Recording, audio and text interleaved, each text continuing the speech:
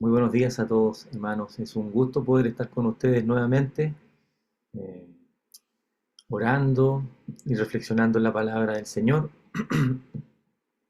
El día de hoy nuestro devocional está basado en el texto de Salmo capítulo 34, verso 16. Perdón. El texto dice así: el rostro del Señor está contra los que hacen mal, para cortar de la tierra su memoria. Después de afirmar que los oídos del Señor están atentos a los justos, en el versículo 15, David recuerda que el mismo Dios que protege a su pueblo también se opone activamente al mal, no existiendo en él una neutralidad, hermanos, frente al pecado. Aunque hoy día vivimos en una época en la que muchas personas imaginan a un Dios que simplemente observa el pecado sin reaccionar, ¿ya? Las guerras, distintas injusticias. Sin embargo, la Escritura presenta un Dios cuya santidad no le permite ser indiferente al mal. Lo primero que vemos en este verso es que Dios no es indiferente entonces al pecado. Quiero invitarles ahí a volver a oír o leer el inicio de este versículo. El texto dice: el rostro del Señor está contra los que hacen el mal. La expresión el rostro del Señor representa esa presencia activa de Dios.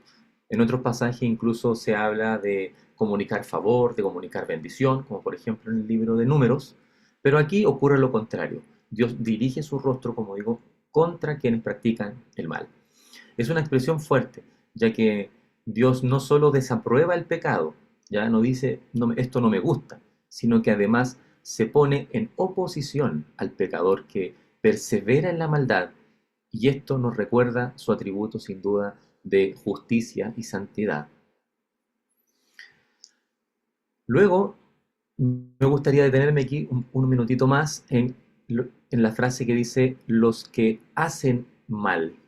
Debemos evitar el error de reducir a hacer mal únicamente a cometer actos escandalosos.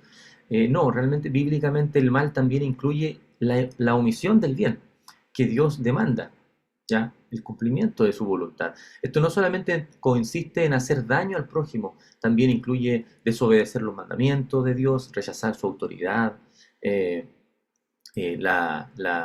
vivir en injusticia, vivir para uno mismo, ¿cierto? En lugar de vivir para Dios, incluso también omitir el bien que sabemos que debemos hacer. ¿Ya? La palabra en Santiago 4:17 nos dice que aquel pues que sabe hacer lo bueno y no lo hace, le es pecado. Por lo que no pecamos únicamente, hermanos, cuando hacemos lo que Dios prohíbe, sino también cuando dejamos de hacer lo que Dios manda. Por ejemplo, no ayudar al necesitado cuando podemos hacerlo, no perdonar cuando Dios nos manda perdonar, no adorar a Dios como merece, no proclamar el Evangelio cuando tenemos oportunidad, no amar a nuestro prójimo. Todos estos casos tal vez no parecen que estemos haciendo mal en un sentido popular, ¿cierto? Sin embargo, delante de Dios sí lo estamos haciendo, porque estamos dejando de cumplir su voluntad. Y Juan Calvino, en la institución de la religión, él escribió que la ley no solo condena las obras externas, sino también todo aquello que queda por debajo de la perfecta obediencia que Dios exige. En otras palabras, hermanos, Dios demanda una obediencia activa, no simplemente evitar ciertos pecados. Por ende, cuando David dice que el rostro del Señor está contra los que hacen mal, no debemos pensar únicamente en personas violentas o perversas. También debemos examinarnos a nosotros mismos.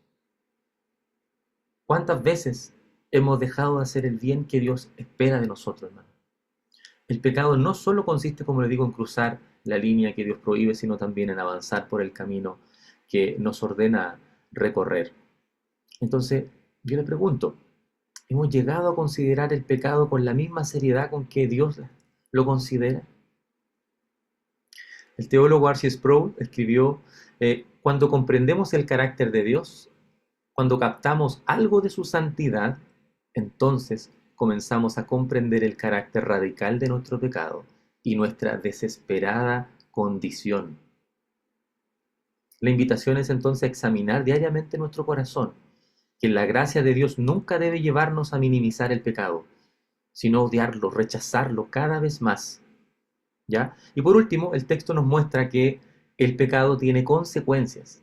¿Ya? El texto dice, el rostro del Señor está contra los que hacen el mal, donde lo hemos explicado, pero dice, para cortar de la tierra su memoria. Esta parte describe el juicio de Dios sobre el mal. El pecado promete permanencia, pero termina en ruina. ¿Ya? La palabra de Dios en Romanos 6:23 nos dice que la paga del pecado es la muerte, incluso. Esto significa que Dios elimina el legado de aquellas personas que hacen mal, su influencia, su permanencia en esta tierra. En el Antiguo Testamento recordemos que permanecer en la memoria de las generaciones era considerado una bendición, hermano. Y Dios anuncia aquí que el mal no tendrá la última palabra, finalmente, de hecho, será borrado. Qué bendición sería que partiendo de esta tierra fuéramos recordados como hijos e hijas que temieron al Señor, que obedecieron sus enseñanzas, ¿cierto? Que nuestra memoria ahí permaneciera quizás, incluso, lo que pudimos hacer tal vez. No por un tema de mérito para que el Señor sea glorificado. De hecho, el domingo recién pasado hablamos sobre María, la hermana de Lázaro, y su acto de adoración. ¿Qué pasa con ese acto de adoración? Que hasta el día de hoy se recuerda, se habla de ella, ¿cierto? No para enaltecer a María, sino para recordar las razones por las cuales ella realizó ese acto de adoración. Bien. Entonces, ¿pero qué hay de nosotros, hermano? Si Dios nos llamara hoy, ¿cuál sería la memoria que queda en nuestra tierra? Que Dios tenga misericordia, que nos aferremos a aquel cuya memoria permanece, porque realmente hay alguien cuya memoria permanece.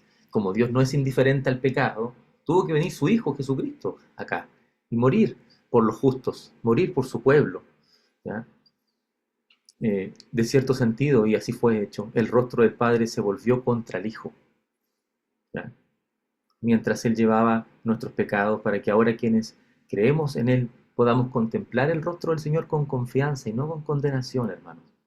Entonces este salmo, perdón, nos presenta, para finalizar, dos verdades inseparables, que Dios no tolera el pecado y que el pecado nunca queda sin consecuencia. Sin embargo, estas verdades no fueron pronunciadas para llevar al creyente o a los hijos del Señor a la desesperación, sino para, finalmente, que conocemos la historia, conducirnos a Cristo. Ese es un consuelo del Evangelio. El mismo Dios que está contra el pecado recibe con misericordia al pecador arrepentido. Por lo tanto, la invitación es al arrepentimiento, a examinar nuestro corazón. Les invito a orar. Señor, muchas gracias por tu palabra, muchas gracias, Señor, por recordarnos nuevamente tu carácter, Señor, por recordarnos, Señor, tus atributos, justicia, de santidad, Señor. Por también recordarnos, Señor, quiénes éramos sin ti, Señor, y quiénes también podemos llegar a ser cuando nos alejamos de ti, Señor. Gracias te damos, Señor, porque tu palabra es viva, Señor, es eficaz, porque penetra lo más profundo de nuestro corazón, Señor. Te pedimos, Señor, que tú nos bendigas, que bendigas a todas las personas conectadas, que nos lleves, Señor, al arrepentimiento, que examines nuestro corazón, Señor, también, y que tu palabra sea de bendición, Señor, para todo aquel que la escuche, Señor. Te damos gracias por este tiempo en el nombre de Jesús. Amén.